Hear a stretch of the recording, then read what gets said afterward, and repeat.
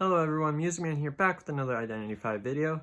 Sorry, it's been a little while since I posted. I've been kind of swamped with college work at the moment, but here I am back with another video for you all, and this video will be on the match that I had on my promotion to Hydra for this season. Alright, so once again, this was my promotion into Hydra. I had this match, oh gosh, probably about a week ago. There were some pretty top players in this match, so I was really honestly quite stressed out about it. I decided to go play Sculptor because I've been having lots of fun with her lately, and I do end up finding the Perfumer here first. So I'm just going to try to get some chips away with the buildings, and she does a really nice perfume back there. But I'm again going to try to get some chip damage with the statues. Try to target a little bit around this building. And I actually want her to go back here because I just kind of want to keep her in this area, since this is a honestly pretty crummy area for a survivor to be. And I end up narrowly missing some more statues. But she ends up going over to this area. Now this area, if she decides to go out from this area, she ends up perfuming really early there, which ends up working for me. But anyways, she loops around here. I know she's going for that window, and I actually timed the blink and get the terror shock there. So I was actually honestly kind of surprised that worked, because usually my blinks don't like to go around objects like that. But anyways, this time it ended up working out for me, which was very nice. And I was going into this match hoping for a tie, but I was going for a win because I think I needed a win in order to promote. Anyways, the thing about Wildling is you can see I'm attempting to hit early there, and that's just because I want the Wildling to feed me presence there. Now I end up getting a hit nice and early on the Perfumer there, and I look for my opportunities to get another hit on the Rescuer. I didn't see any, but I'm going to go ahead and just maximize my presence there. And you could hear that bell. I'm now at max presence.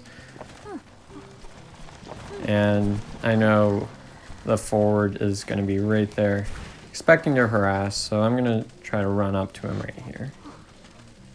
I mean, you can see that he ends up dashing away as to not give a free hit, and I'm going to have a relatively easy time chairing. I'm looking to see if he was going to dash right at me, in which case I would have tried to swing at him. But anyways, I end up trying to use my ultimate ability there, but you can see only the seer at the moment is decoding, so that's another thing. I'm looking for opportunities to statue there. That Wildling actually pulls me a decent distance away, and you can see that forward actually pulls off that rescue, and I end up getting the hit on the Perfumer there, which was nice. And she's going to start making her way to the corner of the map. Now, when you've got a forward that's harassing, I typically don't recommend going all the way to the corner of the map, and you'll see why in just a second.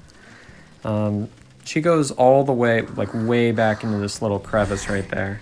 And that allows me to have a little bit of flexibility here. I end up getting a hit on the forward here. Anyways, I see he's going to stick around trying to harass. And I'm just going to try to keep targeting my statues over there. Anyways, I don't want her to self-heal there, but see the way I was positioned? I was facing that corner, which means, you see, the Perfumer literally is trapped by my main body. So if a survivor tries to go into a corner like that, I end up getting the down on the forward there, which was nice, but I end up taking the Perfumer to the chair here, and now at this point, it's looking to be like a tie. And you'll see that I actually put a lot of pressure on the last Cypher because I wanted to get that win in order to ensure the promotion. Anyways, I make my way back to forward, and forward's going to be going. I actually didn't see that beforehand, that the Wildling was right there.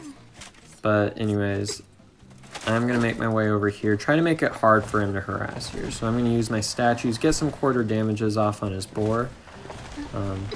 That's a nice thing about characters like Sculptor, you can just sort of harass like that from a distance.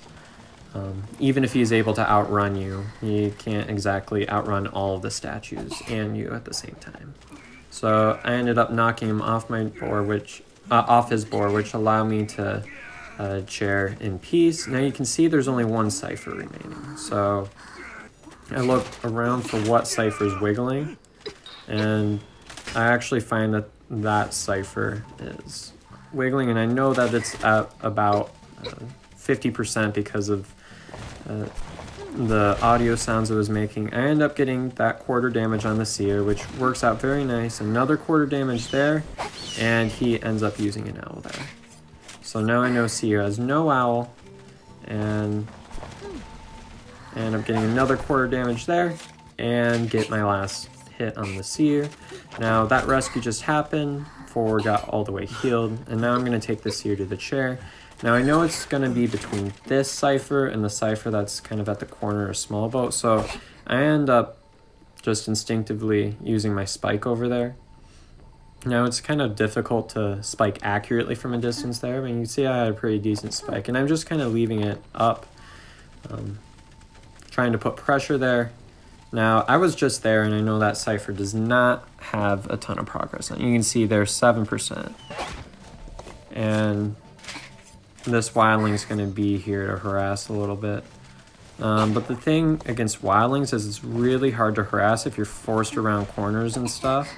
And you can see I take advantage of that there. That does increase struggle, but not enough that I'd be able to struggle away from that distance. I know wildlings over there. I'm going to go ahead and spike here. Again, just putting pressure on that cipher. I end up getting a quarter damage on the forward. So that's at least nice. And what I do here is actually really important. Now, I make sure to teleport after the wildling passes me, because if I waited and did it like right before, kind of would have not been so great for me, because he would have been able to stun me out of my teleport. Forwards and wildlings, and really any stunner can do that. You can see I'm getting pretty accurate statue placements there. So I want to get this down on the forward here. And I know they're currently working on that cipher. Wildling's going to be the one to go for that rescue. I know that already. So my concern is going to be to chair and then spike that cipher. And you can see that's exactly what I'm doing here. Now the way he's sort of standing around kind of gives me the impression that it's almost primed. So I just kind of throw everything I've got at it. And I end up... you can see I end up getting 1 quarter damage, and I just sort of spam statues in there. They collide and eventually down the seer. So I know seer's down. You can see, as predicted, because usually what would happen is a survivor would run like a bit more out in the open. That makes it so that it's a bit harder to land those statues, but being that she was sticking nice and close, that kind of gave me the impression that was almost primed. And I end up finding the forward here, which would actually be the ideal catch at the moment, because the forward is going to have a tougher time outrunning me than what a wildling would, because the wildling is going to be able to have his boar. So really, this is best case scenario for me. Now, I tried to time that statue correct. It was slightly off, but I end up getting this down on the forward, and I'm going to go ahead and camp this for the 3-man, since I know that secures my promotion into Hydra. I was really hype about this match because there were really, honestly, some quite strong players in there in this match. The wildling was super crazy high too, so it was a forward. And yeah, that was my promotion match into Hydra. And yeah.